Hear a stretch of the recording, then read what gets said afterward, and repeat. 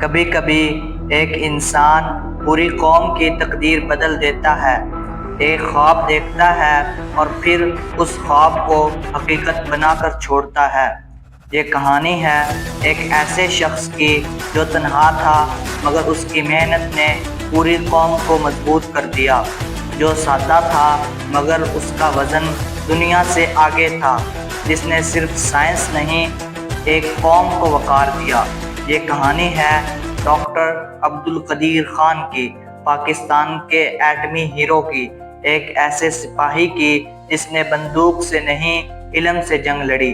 Doctor قدیر 1 April 1936 کو بھوپال، برطانوی ہندوستان میں پیدا ہوئے۔ ایک سادہ مگر باعزت مسلم گھرانے سے تعلق تھا۔ ان کے والد ایک استاد تھے جنہوں نے تعلیم کی اہمیت کو ان کے دل میں راسخ کر دیا۔ 1947 میں پاکستان بنا تو انہوں نے اپنے خاندان کے ساتھ ہجرت کی۔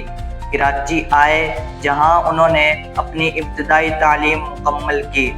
قدیر بچپن ہی سے ذہین اور محنتی تھے۔ انجینئرنگ میں دلچسپی تھی۔ وہ جرمنی گئے جہاں انہوں نے فنیاتی معدنیات میں ڈگری حاصل کی، پھر نیدرلینڈ اور بیلجیم میں اعلیٰ تعلیم حاصل کی اور نیوکلیئر فزکس میں پی ایچ ڈی کی۔ وہاں وہ یورینیم افزودگی پر کام کرنے والے ایک خفیہ ادارے یورینکو کا حصہ بنے۔ یہ وہ علم تھا جو بعد میں پاکستان کی تقدیر بدلنے والا تھا۔ 1974 میں بھارت نے ایٹمی دھماکے کیے اور پاکستان ایک خوف کے سائے میں آ گیا۔ اسی سال ڈاکٹر قدیر نے وزیر اعظم ذوالفقار علی بھٹو کو خط لکھا، اگر بھارت ایٹم بم بنا سکتا ہے تو ہم کیوں نہیں؟ مجھے موقع دیں، میں یہ کر سکتا ہوں۔ بھٹو صاحب نے انہیں پاکستان بلایا اور کہا، ڈاکٹر صاحب ہم ایٹم بم چاہتے ہیں کسی بھی قیمت پر۔ پھر شروع ہوا ایک نیا سفر، ایک خفیہ مشن۔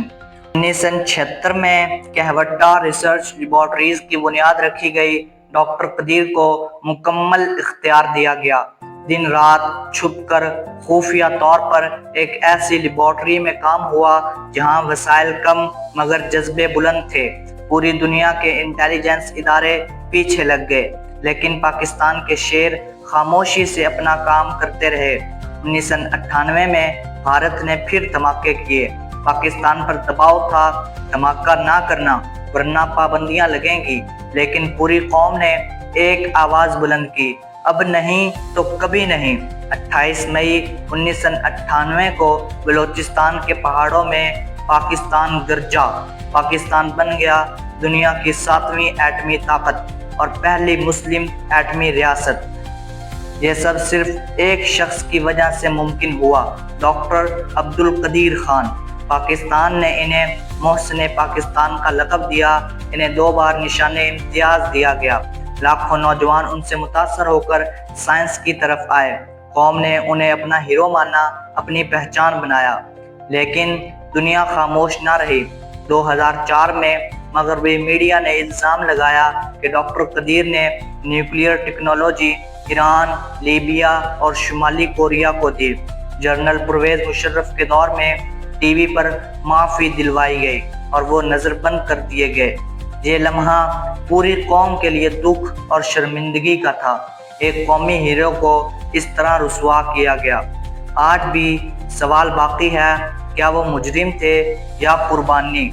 خود قدیر صاحب نے کہا، میں نے کوئی جرم نہیں کیا، صرف اپنے وطن سے وفا کی ہے۔ وہ صرف ایٹمی سائنسدان نہ تھے بلکہ ایک قوم ساز رہنما تھے۔ تعلیمی ادارے، اسکالرشپ، سائنسی جرائد، ان سب کے پیچھے انہی کا ہاتھ تھا۔ انہوں نے نوجوان نسل کے لیے کئی مواقع پیدا کیے۔ وہ چاہتے تھے پاکستان تعلیمی میدان میں بھی ایٹمی طاقت بنے۔ زندگی کے آخری برسوں میں وہ خاموش ہو گئے تھے، کئی بار بیمار ہوئے اور آخرکار 10 اکتوبر 2021 کو اسلام آباد میں انتقال کر گئے۔ ان کی تدفین سرکاری اعزاز کے ساتھ کی گئی، مگر وہ عزت، وہ مقام شاید کبھی واپس نہ آیا جو ملنا چاہیے تھا۔ ڈاکٹر قدیر چلے گئے، لیکن ان کی قربانی، ان کی خدمات ہمیشہ دلوں میں زندہ رہیں گی۔ آج جو پاکستان دشمنوں کی آنکھوں میں آنکھیں ڈال کر بات کرتا ہے وہ صرف اسی ہیرو کی بدولت ہے۔